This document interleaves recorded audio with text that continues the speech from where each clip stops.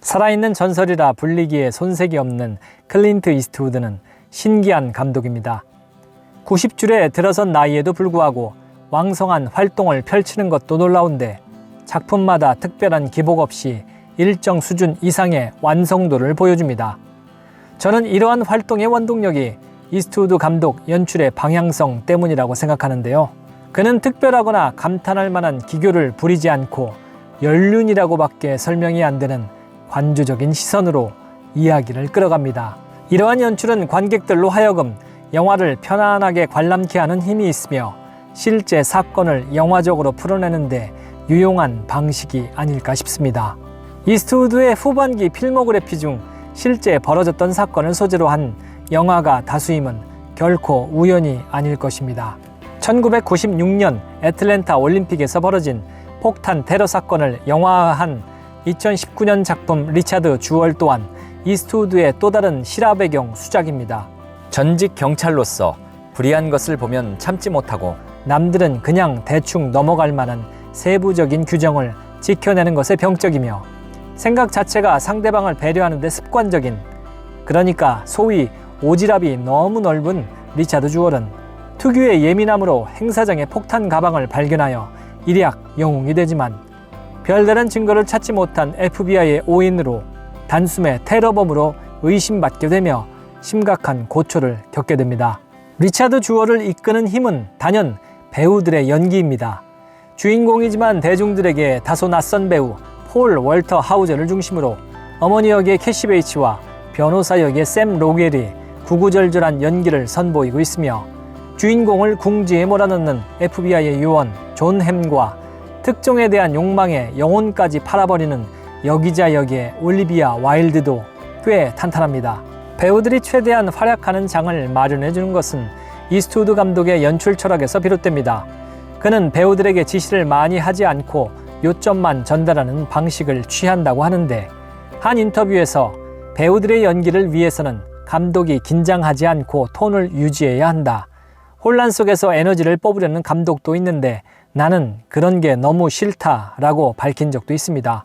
사실 이러한 연출 방식이 심심한 여지도 있고 플롯을 중시하는 관점에선 다소 안일하게 여겨질 수도 있습니다.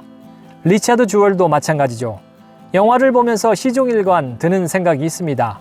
과연 FBI가 맹목적으로 리차드를 범인으로 단정짓는 이유가 무엇인가? 아주 단순해 보이는 조사만 제대로 했어도 쉽게 알 수 있는 리차드의 알리바이를 왜 국가 최고기관의 요원들은 알지를 못할까라는 생각이죠. 영화상에서 변호사 왓슨과 최초 보도를 한 기자는 공원에서 공중전화까지 시간을 재며 걸어본 것만으로 리차드가 결백함을 깨닫게 되는 것으로 묘사됩니다. 그렇기 때문에 영화적 개연성에 의구심이 생길 수밖에 없죠.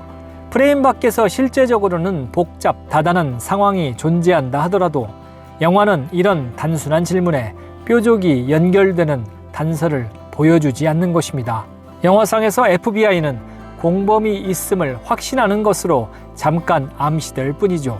구체적으로 감독은 사건 자체와 범인은 물론 사건에 접근하는 수사기관과 언론의 방식에는 큰 관심이 없습니다. 리차드 주얼과 어머니가 집안에서 블라인드 너머로 밖을 지켜보는 시선처럼 감독 또한 카메라 뒤에서 담담히 궁지에 몰린 리차드 주얼을 관찰하는 방식으로 관조하고 조율합니다.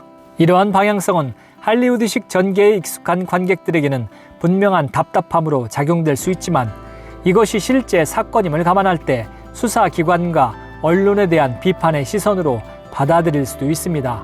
그만큼 수사기관과 언론 매체는 기본적인 취재나 수사조차 하지 않았다는 것이죠. 그저 이슈에 함몰되고 확증 편향에 심취되어 자신들만의 알리바이를 창조하고 있는 것입니다. 이러한 부분은 단순히 영화 속 시간과 사건에만 국한되어 판단하게 놔두질 않습니다. 리차드 주얼을 향한 언론의 무자비한 집착과 수사기관의 막무가내식 접근 방식은 지금의 시간 속에서도 여전합니다.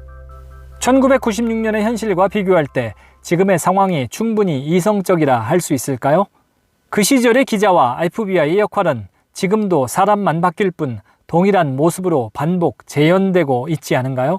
리차드 주얼은 오인된 사나이가 지옥 같은 현실을 극복해 나가는 애절한 휴먼 드라마이지만 조금만 들춰보면 사회 비판적 요소가 이면에 새겨져 있음을 깨닫게 되는 영화입니다.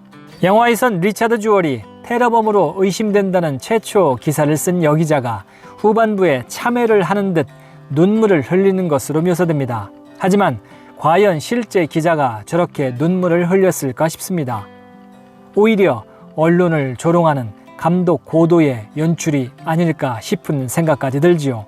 판단의 근거는 기자 세계를 묘사하는 상반된 두 장면에 있습니다. 어떻게든 뜨고 싶어 안달이 난 여기자는 FBI 요원에게 자신의 몸을 내주면서까지 리차드 주얼에 대한 오인된 정보를 획득하고 특종을 터뜨립니다. 당연히 미국 사회는 충격에 휩싸이게 되지만 동료 기자들은 기자실에 도착한 여기자를 향해 박수를 보냅니다. 거짓되고 욕망에 가득 찬 기사에 찬사를 보내는 기자들에 대한 묘사는 꽤 불쾌한 감정을 불러일으킵니다. 이 감정은 후반부에 리차드의 변호사 왓슨이 기자실을 직접 찾아와 기자들에게 기생충이라고 일갈하는 장면으로 보상됩니다. 이 장면에서 여기자는 당황하지만 주변 기자들은 별다른 동요도 없습니다. 거기에 그녀와 절친한 다른 기자는 오히려 변호사가 미쳤다고 두덜대기도 하죠. 리차드 주얼은 용의자로 지목된 지 88일 만에 그를 조사하던 FBI 요원으로부터 무죄 통보를 받습니다. 리차드는 왓슨과 함께 식당에 있던 중 통보서를 받게 되는데 그를 조사하던 요원은 통보서를 주는 순간까지 리차드가 테러범임을 확신하고 있다고 말합니다. 그렇게 또 6년 후 다시 경찰이 된 리차드에게 왓슨이 찾아옵니다. 반가워하는 리차드에게 왓슨은 덤덤하게 에릭 루돌프라는 실제 테러범이 잡혔음을 알려줍니다. 묵묵히 소식을 전해 듣는 리차드. 영화는 거기서 마무리되고 약 5년 뒤 리차드가 심장마비로 사망했다는 사실을 자막으로 소개합니다. 물론 용의자로 몰리며 고초를 겪게 되어 심장 질환을 갖게 되었다는 직간접적인 증거는 없습니다. 그러나 적어도 압축된 영화적 시간 속에서 어떤 형태로든 인과관계를 유추해 볼 수밖에 없습니다. 그에 반해 리차드를 테러범으로 확신했다는 수사관에 대한 처분과 본능에 충만한 욕망으로 소시민 영웅을 한순간에 추락시킨 기자들에 대한 후일담은 전혀 알 수가 없습니다. 감독이 의도적으로 배제했을 수도 있지요. 이 부분은 약자의 일방적인 희생만이 현실이라 정의되는 지점이라 뒷맛이 씁쓸합니다. 관주적 시선에 의해 조율된 영화적 현실이지만 결코 프레임 속에서만 존재하는 것이 아님을 우리는 너무나 잘 알고 있기 때문입니다.